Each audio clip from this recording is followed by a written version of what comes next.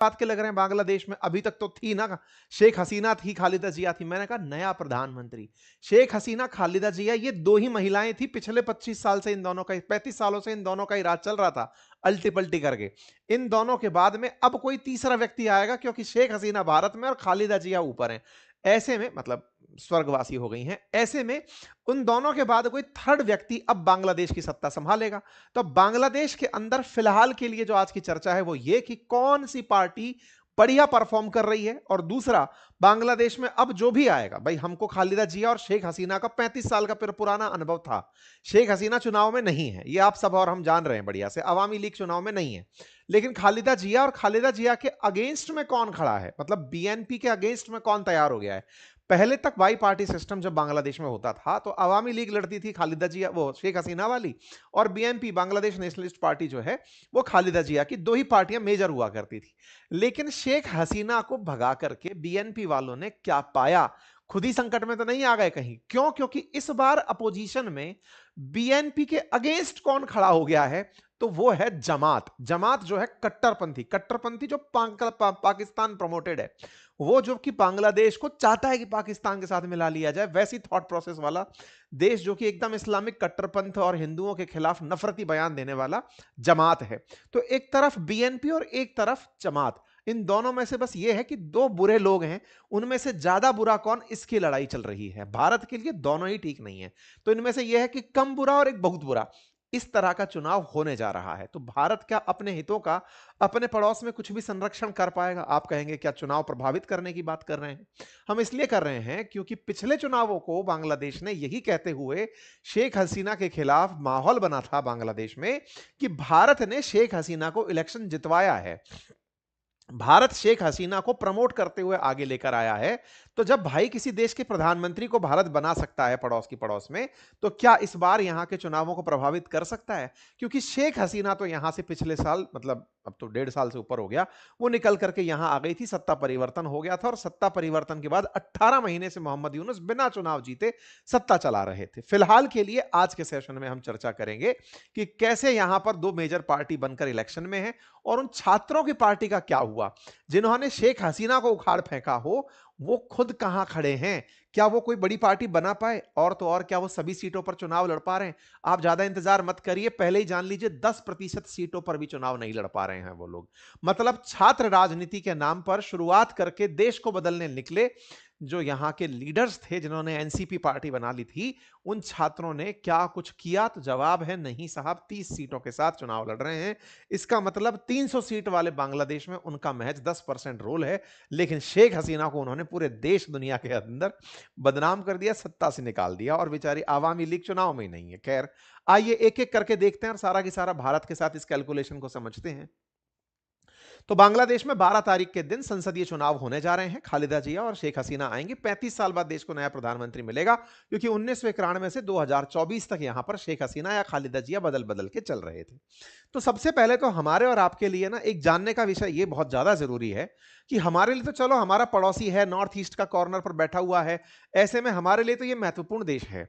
दुनिया के लिए महत्वपूर्ण क्यों है? क्यों इसके प्रति चाइना इंपॉर्टेंट है? चाइना इसके अंदर इतना इंटरेस्ट क्यों लेता है? पाकिस्तान क्यों इतना इंटरेस्ट लेता है? क्या केवल भारत ही एक कारण है या कोई और भी बड़ा कारण है? तो देखिए, पहले ना आप इसकी ज्योग्राफी को थोड़ा सा समझ लीजिए। बांग्लादेश है बंगाल की खाड़ी के अंदर, हम तो खैर पूरे के पूरे इंडियन ओशन में ही पसरे हुए हैं। लेकिन बांग्लादेश क्या है कि भारत को कोई देश भले ही अपने पक्ष में ना कर पाए, लेकिन बांग्लादेश जैसे छोटे देशों को, जैसे अमेरिका ने लगभग इसको अपनी मतलब पुपड़ी बना रखा है कि हाँ ठीक है, जैसा तुम हम कहेंगे वैसे तुम करोगे। तो ऐसे में इन छोटे देशों को इनकी नीतियों के साथ हिला डुला करके इंप्रेस किया जा सकता है, अपने साथ मतलब बहा के ले जाया जा सकता है। तो बांग्लादेश जो है ना, वो असल में बंगाल की खाड़ी के अंदर जो बहुत ही क्रिटिकल स्ट्रेट ऑफ मलक्का है, वो जल संधि जो कि इंडियन ओशन को पैसिफिक ओशन से या इंडियन ओशन को साउथ चाइना सी से जोड़ती है, उस स्ट्रेट ऑफ मलक्का में बैठ करके बांग्लादेश बड़ा डिसीजन ले सकता है। मतलब आप समझिए, यहां पर ना लगभग 1.5 नॉटिकल माइल चौड़ा एक रास्ता है समुद्र का, जिसे स्टेट ऑफ मलक्का कहते हैं। वहां से $1 ट्रिलियन से ज्यादा का सामान चाइना के लिए, या फिर इन आसियान कंट्रीज के लिए होकर निकलता है। $1 ट्रिलियन, लगभग 60,000 से 90,000 औसत है ये, मतलब जैसे कोविड के टाइम पे 60,000 थे, इन दिनों 90,000 के आसपास नंबर कोटेड किए जाते हैं।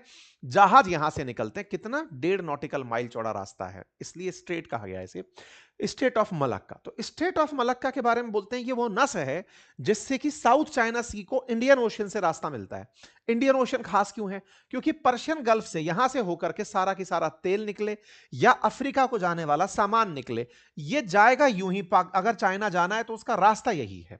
अब इस रास्ते से जाने के लिए बंगाल की खाड़ी बहुत इंपॉर्टेंट हो जाती है। तो बंगाल की खाड़ी में जो इंपॉर्टेंस है ना, उसको देखते हुए लोगों को, मतलब जैसे चाइना का, अमेरिका का जो बड़ा इंटरेस्ट आया, वो इसी बांग्लादेश के सेंट मार्टिन आइलैंड को लेकर आया था कि भैया हमें वो आइलैंड दे दो ताकि हम बंगाल की खाड़ी में निगरानी कर पाए। आप में से बहुत सारे लोग कहेंगे ऐसे तो फिर इंडोनेशिया को, थाईलैंड को, इनमें से किसी भी जगह को अमेरिका अपने लिए जगह बना सकता है। देखो, इन यूरोपियन देशों ने ना दुनिया भर में देश से ज्यादा आइलैंड को महत्व दिया है, क्योंकि आइलैंड बन करके ही ये जीवन में दुनिया पर राज कर पाए। मतलब एक कॉमन सा ऑब्जर्वेशन है, अगर आप लोग उसे ऑब्जर्व करें तो जैसे यूके भी दुनिया पर जब राज किया ना, तो उसके पीछे का बड़ा रीजन था कि वो पूरी तरह से एक आइलैंड कंट्री था।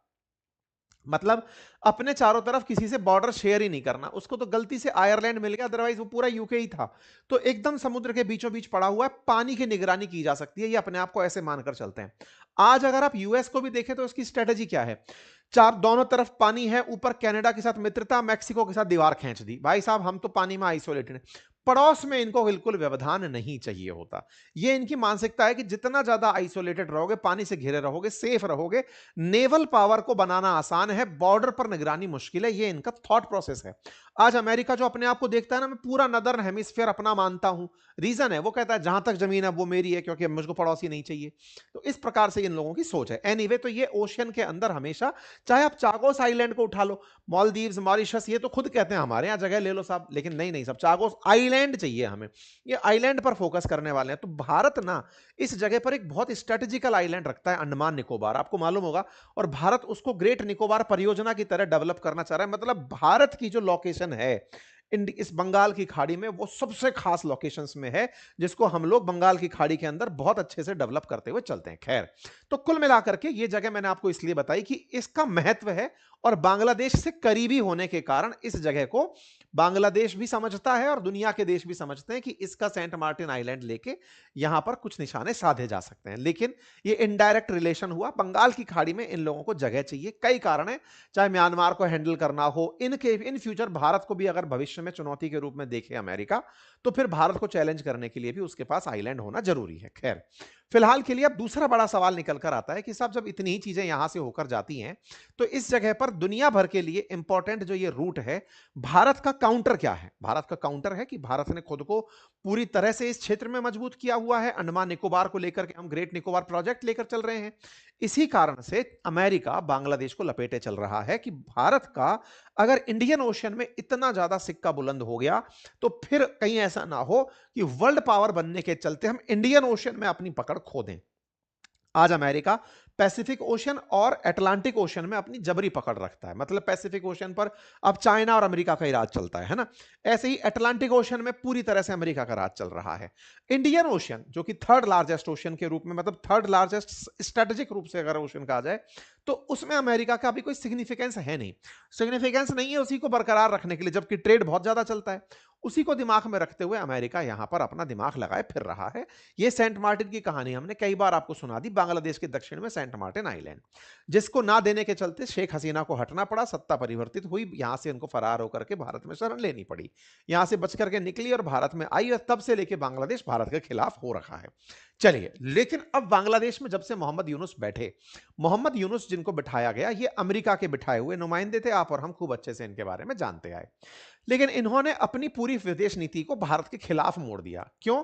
बोले शेख हसीना आप लोगों ने बिठाई थी, शेख हसीना के खिलाफ हमारा प्रोटेस्ट था, बचा के भी आप ही लोग ले गए। यानी बांग्लादेश को आपने अपना स्लेव की तरह से ट्रीट किया, आपने उसको अपनी टेरिटरी की तरह से ट्रीट किया, इसलिए हम आपके खिलाफत करते हैं। तो इनके यहां पर जो असली खिलाफत रही, वो भारत की खिलाफत रही। चलिए, अब लेकिन खिलाफत में कौन ज्यादा खिलाफ होगा, इसका चुनाव होने जा रहा है, क्योंकि शेख हसीना हट गई, जो शेख हसीना की पार्टी थी आवामी लीग, उसको बैन कर दिया। तो अब यहां पर जब चुनाव हो रहा है तो चुनाव इस बात का हो रहा है कि अब आफ्टर शेख हसीना कौन, तो अब शेख हसीना के बाद में कौन, इसका निर्धारण होने जा रहा है 12 तारीख को। 12 तारीख को यहां पर 350 सीटों की इनकी संसद है, उसका इलेक्शन है। उनमें से 50 सीटें एनी टाइम रिजर्व रहती हैं महिलाओं के लिए। 300 सीटें हैं जिन पर इलेक्शन होता है। 300 सीटें जिन पार्टियों से जीतकर जैसी जैसी सीटें आएंगी उसी अनुपात में बाकी बची हुई 50 सीटें जो रिजर्व हैं उतनी महिलाओं को सीटें दे दी जाएंगी। यानी इलेक्शन 300 पर होगा, बाकी जो 50 हैं वो 300 के अनुपात में बट जाएंगी। मान लो 150 सीट किसी की आई तो उसको 25 महिलाओं की सीटें मिल गई। ऐसे मान लीजिए किसी की 30 आई तो किसी को 5 सीटें यहां पर मिल गई। उस प्रपोर्शन में इनके यहां पर महिलाओं की सीटों का रिजर्वेशन चलता है। इनकी कुल आबादी में 91% मुस्लिम है और 8% हिंदू हैं। इस प्रकार से यहां की जो पार्टी है वो जितना ज्यादा मुसलमान फेवर करेंगी, इस्लाम को फेवर करेंगी, उस तरह की पार्टियों को यहां पर ज्यादा तवज्जो दी जाती है। वो पार्टियां जो माइनॉरिटी के लिए बात करें उनको यहां पर कोई महत्व नहीं दिया जाता। क्यों? क्योंकि वो यहां पर ज्यादा वोट शेयर नहीं रखते। ऐसे में बांग्लादेश का इलेक्शन और उसमें कौन की प्लेयर होगा और कौन सी पार्टी प्ले करेगी, यह फिलहाल के लिए एक बड़ा मुद्दा बना हुआ है। तो कितनी सीटें हैं? 300। अब बात करते हैं पार्टियों की। तो पार्टी यहां पर रही दो। आवामी लीग हटने तक, जब तक आवामी लीग थी तब आवामी लीग और बीएनपी पार्टी हुआ करती थी। अब कौन है? अब यहां पर बीएनपी यानी बांग्लादेश नेशनलिस्ट पार्टी है। और दूसरा जो जमात जो शेख हसीना के टाइम पर पाबंदी पाती थी, यानी कि जिसके ऊपर सैंक्शन थे, जो चुनाव नहीं लड़ सकती थी, वो इस बार चुनाव में है। तो इस बार शेख हसीना के जाने से मुक्ति पाकर के उतरी हुई बाहर जमात इस्लामी, वो इस समय 11 पार्टियों को अपने साथ लेकर चुनाव लड़ रही है। अब इसको ऐसे समझिए, जैसे हमारे देश के अंदर बीजेपी अगर एक बड़ी पार्टी है तो वो अपने साथ गठबंधन को एनडीए कहकर चुनाव लड़ाती है। ऐसे कांग्रेस दूसरी बड़ी पार्टी है तो वो अपने साथ यूपीए नाम से चुनाव लड़ाती है। तो कई सारी पार्टियों का कोएलिशन होता है। ऐसे ही बांग्लादेश में दो मेजर गठबंधन हो गए। एक बीएनपी जो इस समय 10 पार्टियों को साथ लेकर चुनाव लड़ रही है, उनमें सबसे बड़ी पार्टी बीएनपी है, और दूसरी है जमात जो अपने साथ 11 बड़ी पार्टियों को लेकर चुनाव लड़ रही है। तो फिर से यहां पर दो पार्टियों का इलेक्शन है। अवामी लीग नहीं है तो भी दो बड़े गठबंधन बन चुके हैं।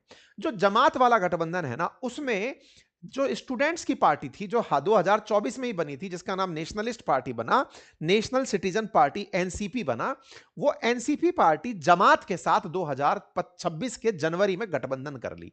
तो इसका मतलब अब यह हुआ कि एक तरफ बीएनपी यानी कि खालिदा जिया जो अभी थोड़े दिन पहले ही मरी हैं, उनके बेटा जो हैं वो इस समय पार्टी को लीड कर रहे हैं, और दूसरी तरफ जमात के अंदर एनसीपी यानी कि नेशनलिस्ट सिटीजन पार्टी जो कि छात्रों के द्वारा बनाई हुई पार्टी है, उसका गठबंधन है। ठीक है।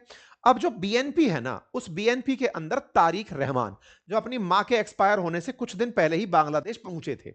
बीएनपी को अपने यहां लीडर की तलाश थी। ये 17 साल से विदेश में थे, लंदन यूके में पढ़ रहे थे, रह रहे थे, अपना परिवार चला रहे थे, फरारी काट रहे थे, क्योंकि शेख हसीना ने इनके खिलाफ काफी सारे मुकदमे डाल रखे थे, इनको सजाएं सुना रखी थी। तो ये इस समय बंगाल वहां पर यूके में रह रहे थे। तो यूके से ये लौटकर वापस आए और बीएनपी को इन्होंने हेड किया। बकायदा इनका भव्य स्वागत हुआ। बीएनपी को लगा कि अब हम अपना ही पूरा राज चलाएंगे, ये इसलिए लौटकर आए। लेकिन इन्हें नहीं पता था कि जमात और जमात के साथ वो मिलकर के इन्हीं के खिलाफ चुनाव लड़ लेंगे। खैर, इनकी पकड़ अभी भी मजबूत है। खालिदा जिया के समय की इनकी पकड़ है।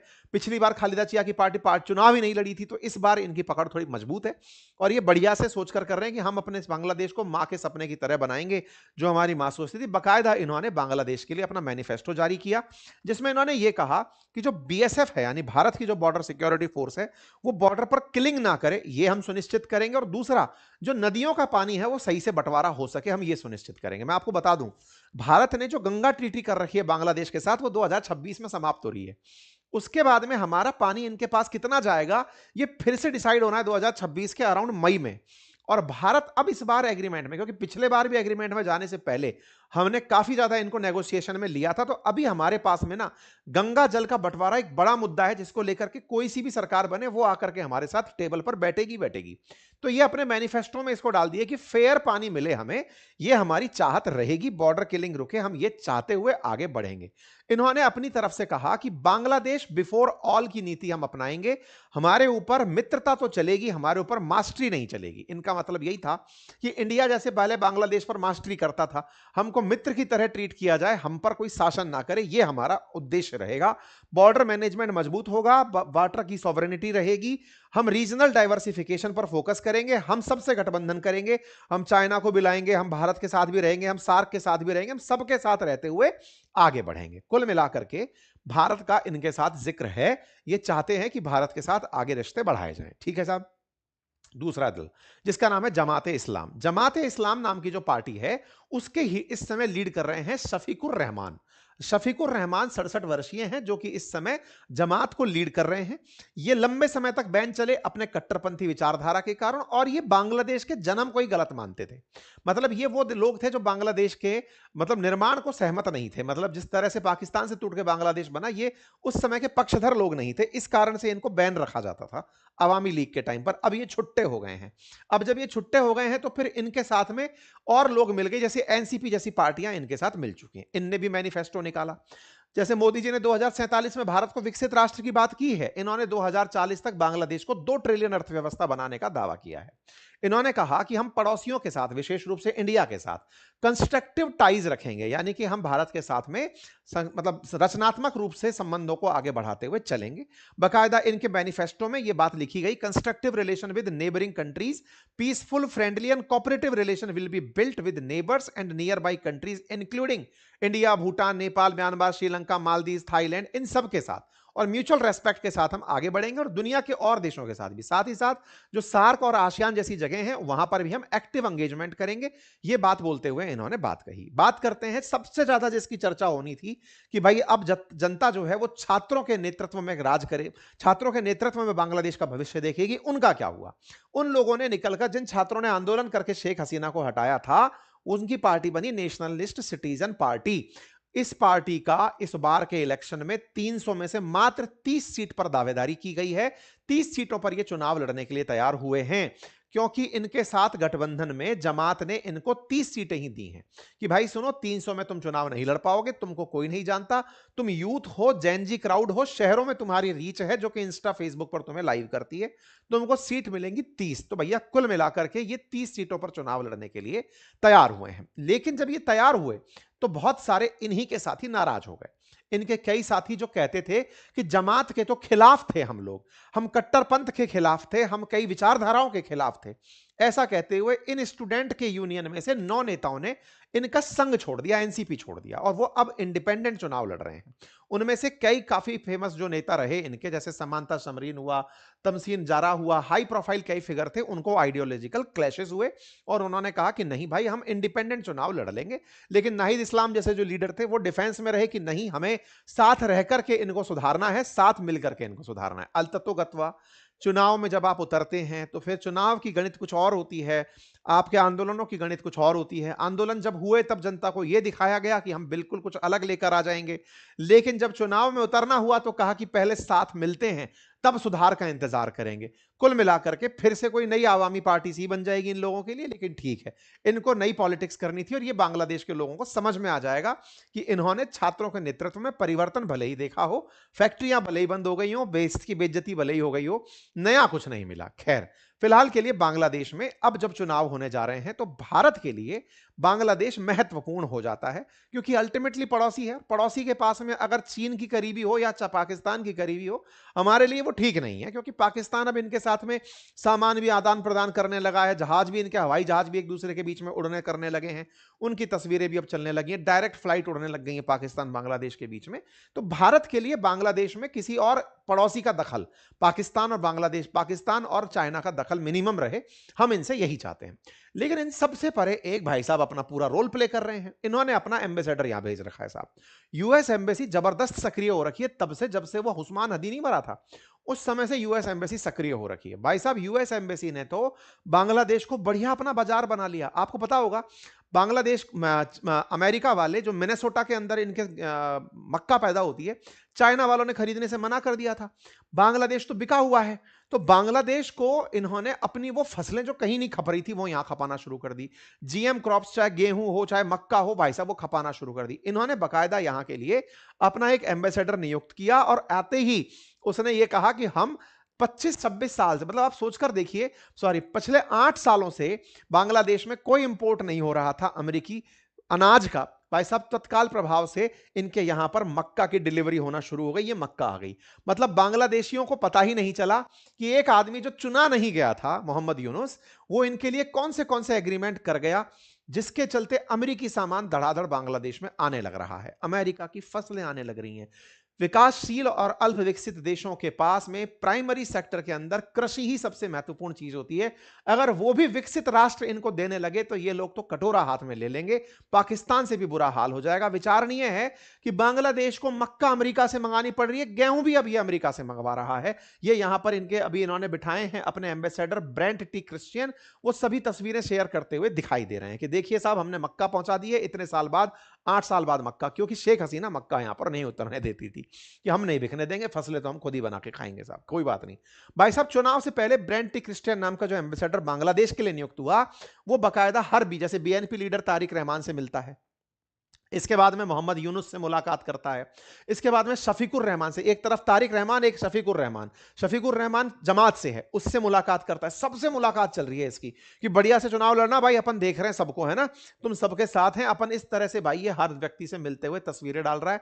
बाकायदा मुलाकात में ये तय कर रहा है कि बांग्लादेश के हितों, अमेरिकी हितों के खिलाफ बांग्लादेश में कुछ भी ना हो। अमेरिका को बांग्लादेश में दिखाना यह है कि हम तुम्हारे विकास में तुम्हारे साथ खड़े हैं, जबकि $0.88 बिलियन का इंपोर्ट करता है बांग्लादेश अमेरिका से और $6 बिलियन का एक्सपोर्ट करता है। मतलब इतना कि अमेरिका राउंड फिगर्स में इन्हें मिस भी कर सकता है कि छोड़ो छोड़ो, लेकिन अमेरिका के लिए ये स्ट्रेटेजिकली इंपॉर्टेंट हो रखा है। सेंट मार्टिन आइलैंड चाहिए, जो भी बने वो अमेरिका के साथ में दोस्ती रखे। कुल मिलाकर के ये सब धड़ों से नेवी के चीफ से मिल रहा है, बड़े बड़े अधिकारियों से मिल रहा है, सबसे इसकी मुलाकात चल रही है कि हाँ भाई बांग्लादेश में अपनी पकड़ पूरी है। बांग्लादेश के अंदर ट्रेड के नाम पर भारत सबसे बड़ा ट्रेडिंग पार्टनर में से एक है। अगर हम बांग्लादेश के ट्रेड की बात करें तो बांग्लादेश एक्सपोर्ट करता है $6 बिलियन का यूएस से, और हाईएस्ट इंपोर्ट करता है चाइना से $14 बिलियन का, सेकंड इंपोर्ट करता है भारत से लगभग $5-6 बिलियन के आसपास का। ठीक है, तो भारत के साथ इसका जो व्यापार रहा है चाइना का, बांग्लादेश का, उसमें ये ट्रेड डेफिसिट में रहता है, मतलब भारत से माल मंगा करके घाटे में रहता है। लेकिन बांग्लादेश ओवरऑल दुनिया को कपड़ों के सेक्टर में लार्जेस्ट एक्सपोर्टर बनकर बैठा रहा है, रेडीमेड कपड़ों के लिए। ऐसे में रेडीमेड कपड़ों में बांग्लादेश के लिए अमेरिका बहुत बड़ा बाजार रहा है। यूरोपियन यूनियन का जो बाजार था वो तो भारत ने हाल ही में चैलेंज कर दिया है, लेकिन जो ट्रेड डील भारत और अमेरिका की हुई है उससे इनका वो अमेरिकी बाजार भी छिनता हुआ दिख रहा है। इसके चलते अमेरिका से इनकी फिर से डील चल रही है। ये जो मोहम्मद यूनुस है ये अमेरिका के साथ कोई सीक्रेट डील करने लग रहा है। इलेक्शन से 3 दिन पहले सीक्रेट डील की न्यूज ने माहौल गरमा दिया है कि भाई ऐसा क्या है कि पहले ये व्यक्ति 50% टैरिफ से 20% टैरिफ तक के लिए अमेरिका को मनवा कर लाया, अब फिर से ये कौन सी सीक्रेट डील कर रहा है, और डील में सीक्रेट शब्द क्यों यूज किया जा रहा है कि ये बताना नहीं है किसी को कि हम बदले में क्या करेंगे। तो ऐसे में बांग्लादेशियों को अपने आप को भी ये समझना होगा कि उनके साथ खेला तो नहीं हो रहा है, कहीं ऐसा तो नहीं है कि इनके यहां पर गेहूं को, मक्का को, जीएम क्रॉप्स को आने दो, बांग्लादेश को उनके लिए केवल एक आइलैंड बनाकर छोड़ दो कि इनके काम का, अमेरिका के काम का ये जगह बनकर रह जाए। बांग्लादेशियों को वाकई में अगर समझ रहेगी तो वो एक दिन मोहम्मद यूनुस जैसों को कोसेंगे बाद में कि उन्होंने उसके साथ क्या बिगाड़ा किया। लेकिन फिलहाल अमेरिका अपने हितों का यहां पर ख्याल रख गया है, लेकिन अमेरिका समझदार है कि कहीं ऐसा ना हो कि भारत भड़बड़ा दे। तो भाई साहब अपने सिटीजन्स को उसने बकायदा नोटिस जारी किया, एडवाइजरी जारी की कि सुनो बांग्लादेश में इलेक्शन है, सब लोग साइड में रहना, कुछ भी गड़बड़ हो सकती है। तो एडवाइजरी भी जारी कर रहा है और मित्रता भी कर रहा है। खैर जो भी है, बांग्लादेश के अंदर आवामी लीग तो यही बता रही है कि भाई साहब हम चुनाव में तो नहीं है, लेकिन जो चुनाव में हो सकते थे उम्मीदवार उनको जेलों में मार दिया जा रहा है। क्या बांग्लादेश रह गया है, किस तरह की बातें यहां पर हो रही हैं। कुल मिलाकर बांग्लादेश में जी इलेक्शन है, जो भी होगा आपके सामने आ जाएगा। अवामी लीग यहां पर है नहीं, भारत को यहां पर एक बार फिर से एक तरह से कहा जाए तो दर्शक बन के बुलाया गया कि आओ साहब देख जाओ हमारा चुनाव कैसे चल रहा है। कुल मिलाकर बांग्लादेश में जो भी होगा 12 तारीख को, एक बुरा और एक ज्यादा बुरा, दो ऑप्शन हमारे पड़ोस में रहेंगे। लेकिन हाँ, कम से कम इलेक्टेड जनता रहेगी, इलेक्टेड लोग रहेंगे, तो उनके पास से भारत को भी नेगोशिएट करने की पावर बनी रहेगी। मोहम्मद यूनुस जो पपेट जैसे लोग हैं उनके साथ हम क्या ही बात कर सकते थे। खैर फिलहाल के लिए इतना ही, जैसे ही और कुछ अपडेट आते हैं